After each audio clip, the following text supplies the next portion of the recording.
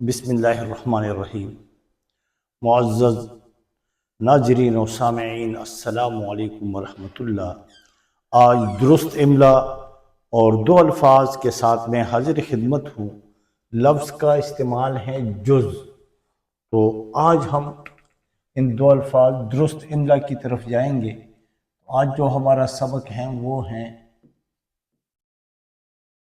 درست املا۔ تو آ جائیں درست املا۔ اب ان میں سے کون سا لفظ درست ہے، کون سا غلط ہے، یا دونوں درست ہیں؟ تو حقیقت یہ ہے کہ عربی زبان میں ہمارے پاس عربی زبان کا لفظ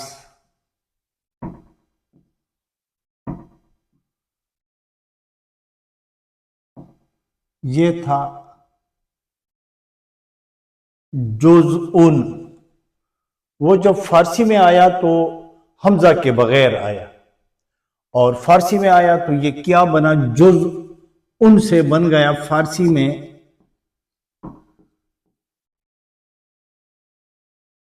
میں یہی لفظ جز بن گیا، یعنی آپ نے دیکھا ہے حمزہ کے بغیر لکھا گیا۔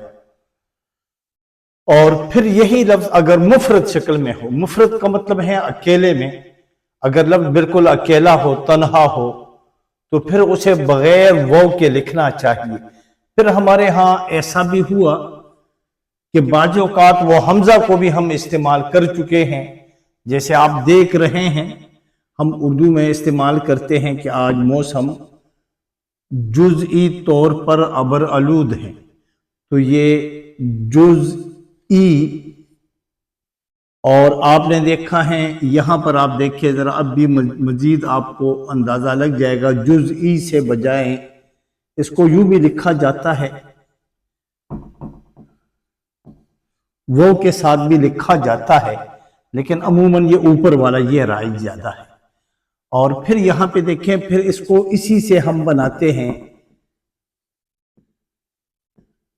جزئیات، یعنی حصے کسی بھی چیز کے۔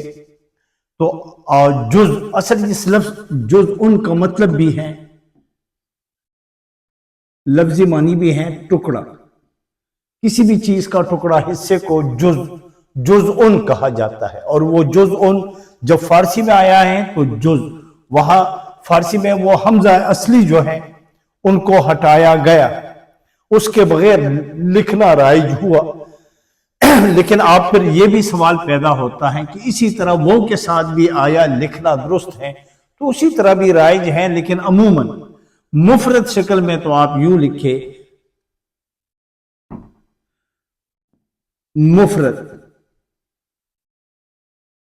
مفرد شکل میں جب یہ آ جائے تو عموماً اس کو یوں زیادہ فصاحت بلاغت ہے، اس میں فصاحت اسی میں ہے کہ آپ اس کو واو کے بغیر لکھیں۔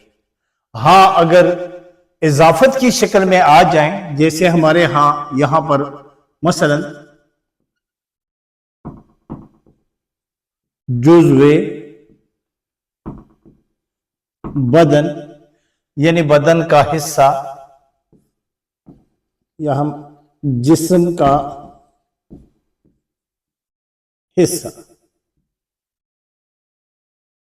اب جسم کا حصہ آپ دیکھ رہے ہیں جزو بدن، یعنی مرکب اضافی کی شکل میں اگر آپ جز کا استعمال کریں تو وہاں پر پھر آپ مرکب شکل میں کیا کریں گے؟ اگر یہ تو ہیں، یعنی ایک ہے مفرد شکل میں تو آپ اسی طرح لکھیں گے، لیکن اسی کو اگر آپ مرکب شکل میں لکھیں گے تو پھر وہ کا استعمال لازمی ہے، اور وہ زیادہ بہتر ہے۔ آپ دیکھ رہے ہیں جزو بدن، تو یہ ہے مرکب شکل، آپ یوں کہیں اضافت کے طور پر اگر مرکب اضافی میں آ جائیں تو پھر آپ نے وہ کا استعمال وہاں پر درست ہے، وہ کا استعمال کریں گے۔ اگر آپ اس کو مفرد شکل میں استعمال کریں گے تو پھر یوں کرے کہ وہ کا استعمال نہ کرے تو زیادہ بہتر ہے۔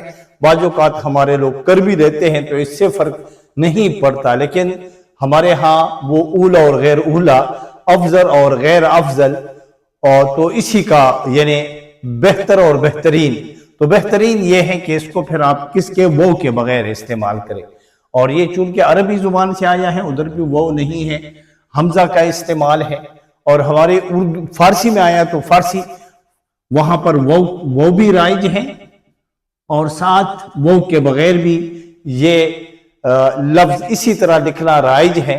تو ہم یوں کریں گے، اگر مفرد شکل میں لکھیں گے تو مفرد کا مطلب ہے تنہا، اگر لفظ اکیلے صرف آپ لکھتے ہیں تو وہ پھر آپ کیا لکھیں، وہ کے بغیر لکھیں۔ اگر آپ مرکب شکل میں لکھیں گے، مرکب کا مطلب ہے دو یا دو سے زیادہ الفاظ کے مجموعے کو مرکب، اگر یہ اور بطور اضافت اگر مرکب اضافی میں آ جائے، ہم علم نحو کی طرف چلے گئے، لیکن انشاءاللہ علم نحو ہم اس کے بعد آغاز کریں گے کہ علم نحو کا موضوع کلام ہے، اور کلام کی پھر دو اقسام ہیں، کلام ناقص اور کلام تام، وہ ایک علیحدہ موضوع ہیں، لیکن آج جو ہمارا موضوع ہے اضافت کے طور پر، تو پھر ہم کیا کریں گے، وہ کا استعمال کریں گے۔